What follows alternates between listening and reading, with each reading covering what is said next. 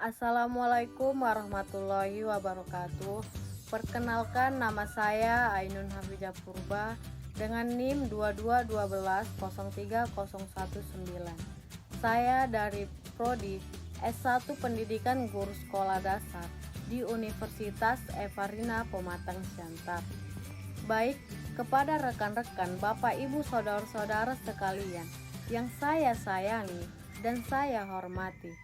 Di sini, izinkan saya untuk mereview buku yang berjudul Lentera Literasi Digital Indonesia yang terbit pada tahun 2022 dan penulisnya oleh Siswantini Amiharja dan rekan-rekan. Baik, Lentera Literasi Media Digital adalah bagian tak terpisahkan bagi kaum muda dimanapun mereka berada. Media digital memberi peluang pembelajaran maupun pemberdayaan di bidang ekonomi, politik, sosial, budaya, dan berbagai dimensi kehidupan lain.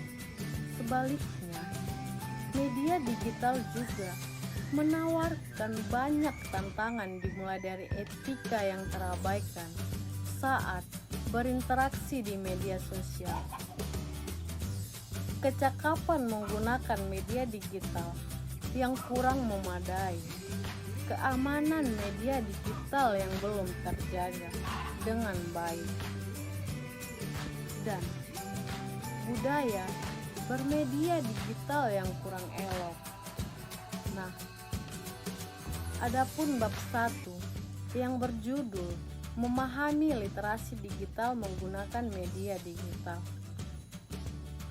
Pesatnya perkembangan media digital saat ini tidak lepas dari pesatnya perkembangan teknologi informasi berbasis internet. Sayangnya, kecepatan perkembangan di media digital ini tidak sejalan dengan peningkatan keterampilan para penggunanya.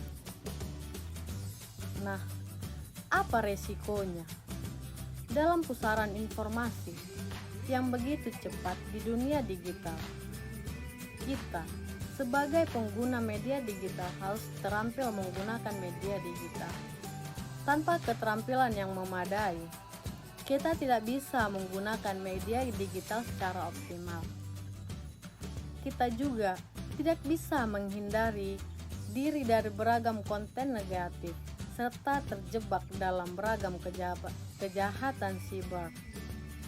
Caranya bagaimana? Kita harus mampu mengembangkan kompetensi literasi digital kita agar menjadi pengguna yang memahami etika, kecakapan, keamanan, dan budaya dalam menggunakan media digital. Seperti apa kompetensi digital kaum muda Indonesia? Anak muda Indonesia banyak banget yang pakai internet dan media sosial.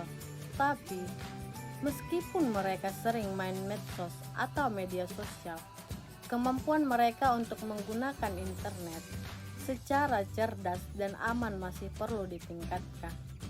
Menurut penelitian, anak muda Indonesia lebih hebat dalam mengakses internet dan berbagai fitur di dalamnya. Tapi mereka kurang bisa bekerja sama dengan orang lain secara online dan kurang paham tentang keamanan saat berselancar di dunia maya. Peneliti lain juga menunjukkan bahwa anak Indonesia sudah cukup paham tentang budaya digital, tapi mereka masih sering abai terhadap keamanan data pribadi mereka. Intinya, anak muda Indonesia perlu belajar banyak tentang cara menggunakan internet dengan bijak dan aman. Mereka harus bisa memanfaatkan teknologi untuk hal-hal yang positif dan melindungi diri dari bahaya yang ada di dunia maya. Adapun bab 2 yang berjudul Kawan Muda Etis Bermedia Digital. Nah, mengenai judul tersebut, mengapa etika digital penting? Etika menurut Kamus Besar Bahasa Indonesia adalah tentang apa yang baik dan apa yang buruk, dan tentang hak dan kewajiban moral atau akhlak. Tidak jauh berbeda dengan pengertian etika secara umumnya. Etika digital juga menyangkut batasan yang baik dan buruk tentang hak dan kewajiban moral kita saat menggunakan, berinteraksi, berpartisipasi, dan berkolaborasi dengan menggunakan media digital. Hampir tidak ada bedanya perilaku etis antara offline dan online. Menggunakan media digital diperlukan kesadaran penuh sehingga berpikir jernih, bersikap jujur, tidak memanipulasi, tidak menipu, dan menghormati hak karya cipta orang lain. Lalu, penuh tanggung jawab terhadap perilaku di ruang digital dan berani menanggung konsekuensi. Terakhir, kebajikan adalah menyangkut perilaku di ruang digital yang bernilai manfaat, kemanusiaan, dan kebaikan bersama. Nah, adapun bab 3 di buku ini yang berjudul Jadi Cakap dan Keren di Dunia Digital. Nah, berdasarkan lapor survei status literasi digital Indonesia tahun 2021 oleh Kominfo dan Kata Data Insight Center, kecakapan digital masyarakat Indonesia masing-masing masih sedang-sedang saja. Kecakapan digital ini berkaitan dengan kemampuan kita dalam mengetahui, memahami, dan menggunakan perangkat keras dan perangkat lunak teknologi, informasi, dan komunikasi, serta sistem operasi digital dalam kehidupan sehari-hari. Menjadi cakap dan keren di dunia digital bukan sekedar impian, tetapi bisa mewujudkan apabila konsisten belajar dan mengembangkan pengetahuan dan keterampilan diri. Berbagai cara bisa dilakukan. Salah satunya dimulai dari melawan gangguan informasi di era digital, hoaks, ujaran kebencian, dan konten-konten negatif lainnya yang tersebar luas di media sosial adalah momok yang sama-sama harus diperangi. Dengan melakukan analisis verifikasi dan evaluasi konten, kita diharapkan bisa menciptakan dunia digital dengan lebih nyaman untuk semua. Pembahasan dalam bab ini, kecakapan dalam pemahaman bahasa sebagai upaya optimalisasi penggunaan aplikasi media sosial memiliki pokok pembahasan yang secara khusus dimaksudkan untuk meningkatkan kecakapan dalam memahami penggunaan bahasa. Sebagai bagian dari kecakapan dalam mengakses, menyeleksi, dan memahami kecakapan ini merupakan kecakapan individual yang tentu saja berbeda antara individu dan dipengaruhi oleh beberapa faktor antara lain ketersediaan jaringan, kualitas, gaya, perbedaan kebutuhan, dan informasi penggunaan. Kecakapan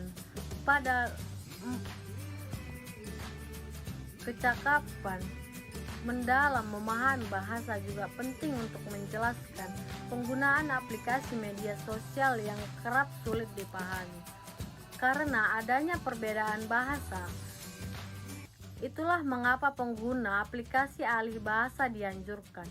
Walau begitu, pengguna aplikasi alih bahasa juga bisa menyebabkan perbedaan pemahaman pada hasil kata yang dialihkan bahasa. Olehnya itu, kita bisa menggunakan aplikasi alih bahasa Indonesia menjadi bahasa daerah yang sudah tersedia. Pembahasan dalam bab terakhir memberikan kita pemahaman berkaitan rasa ingin tahu kawan muda JPLID dalam mengembangkan kecakapan. Salah satunya dalam membuat dan mendistribusikan konten digital. Kawan muda diharapkan bisa menggunakan media sosial dengan lebih interaktif dan bijak mengklasifikasikan konten-konten yang baik untuk diunggah, mengembangkan ide serta melakukan produksi dan distribusi konten dengan baik. Akhirnya, kita bisa memegang peranan yang besar untuk bersama-sama meningkatkan kecakapannya sehingga literasi digital Indonesia akan semakin cemerlang ke depannya. Ayo, kita pasti bisa. Nah, adapun bab 4 yang berjudul Jangan Lengah, pastikan tak ada celah kejahatan digital. Apa sih yang dimaksud dengan data pribadi? Oke, data pribadi pada dasarnya adalah data personal yang unik dan bisa berupa identitas, kode, simbol, huruf, atau penanda lainnya. Karena sifatnya bersifat privat, ini data diperlukan sebagai informasi perseorangan yang bersifat privat. Sumber data pribadi adalah harta yang paling berharga di dunia yang serba digital ini. Mengapa data perlu dilindungi? Data pribadi selain unik dan privat serta banyak jenisnya perlu dilindungi. Mengapa? Karena beberapa alasan. Yang pertama, setiap orang memiliki hak asasi manusia untuk dapat melindungi diri secara pribadi, termasuk data pribadi dimilikinya. Data pribadi yang dimilikinya. Jaminan hukumnya ada di pasal 28G Undang-Undang Dasar 1945 yang berbunyi, setiap orang berhak atas perlindungan diri pribadi, keluarga, kehormatan, martabat, dan harta benda yang di bawah kekuasaannya, serta berhak atas rasa aman dan perlindungan dari ancaman, ketakutan berbuat atau berbuat sesuatu yang merupakan hak asasi.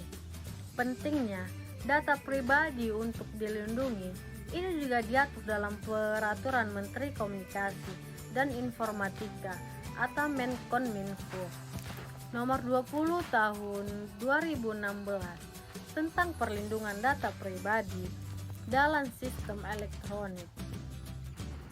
Pasal 2 peraturan ini menyebutkan perlindungan data pribadi dalam sistem elektronik mencakup perlindungan terhadap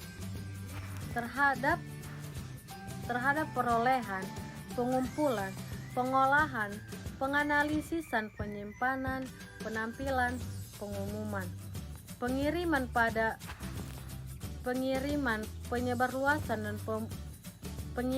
penyebarluasan dan pemusnahan data pribadi.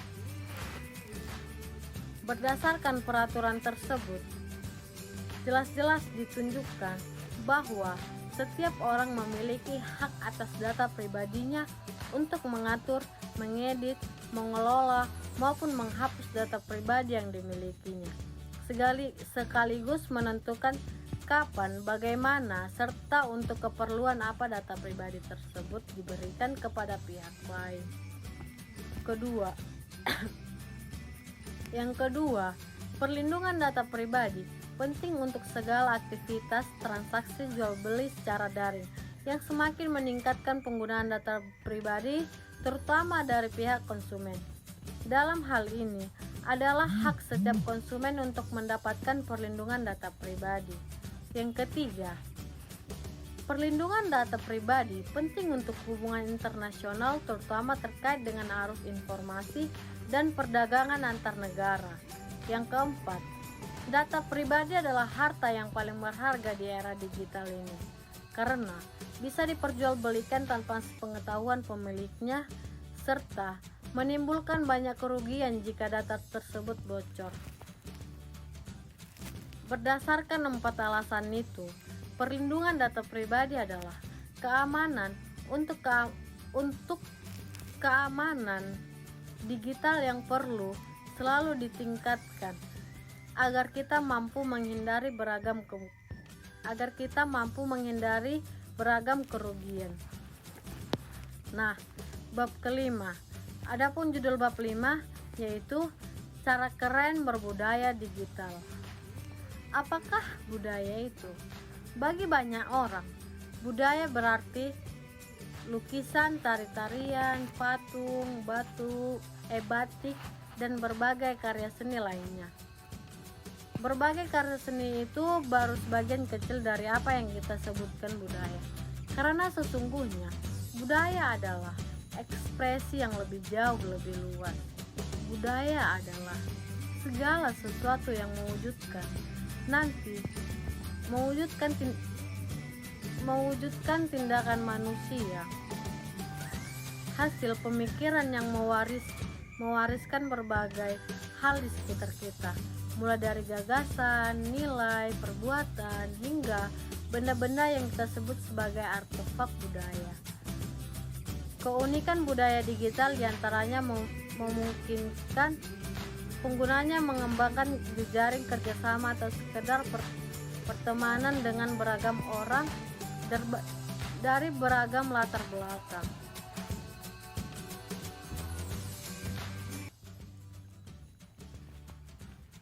Dan negara tanpa terbatas ruang dan waktu. Kemajuan teknologi memungkinkan semua itu terjadi. Tahu tidak apa manfaat dari mudahnya berjejaring di dunia digital? Jejaring itu membuat kita bisa berteman dengan beragam orang dari beragam latar belakang, budaya, bahkan dari berbagai negara. Tentu ini menyenangkan. Tapi lupa, sebagai seorang warga negara, digital tidak jauh berbeda dengan warga negara di dunia nyata. Ada rambu-rambu yang harus kita perhatikan sehingga kita menjadi negara yang memiliki adab dan sopan santun. Budaya digital yang positif akan terbangun karena kita terbiasa mengunggah hal-hal positif dan berguna bagi orang banyak. Seperti juga budaya menggunakan masker, awalnya kita akan merasa sesak napas dan merepotkan, takut dirazia, takut terpapar virus, dan takut lainnya. Tetapi setelah berbulan-bulan dijalankan, menggunakan masker itu jadi kebutuhan dan merasa ada yang salah jika tidak menggunakannya. Demikian juga dengan berbudaya di dunia digital. Apapun yang rutin kita lakukan, lama-lama akan menjadi kebiasaan, kemudian menjadi kebutuhan. Sekali kita mengunggah hal positif dan menghindari hal negatif, maka akan menjadi kebiasaan dan kebutuhan untuk terus-menerus melakukan hal-hal positif. Baik, terima kasih sudah mendengarkan saya mereview buku Lentera Literasi Digital Indonesia. Semoga apa yang sudah saya sampaikan tadi bermanfaat bagi kita semua. Demikian kiranya yang bisa saya sampaikan. Kurang lebihnya saya mohon maaf jika ada salah kata yang terucap. Dan atas perhatiannya saya ucapkan terima kasih yang sebesar-besarnya. Akhir kata saya ucapkan wassalamualaikum warahmatullahi wabarakatuh.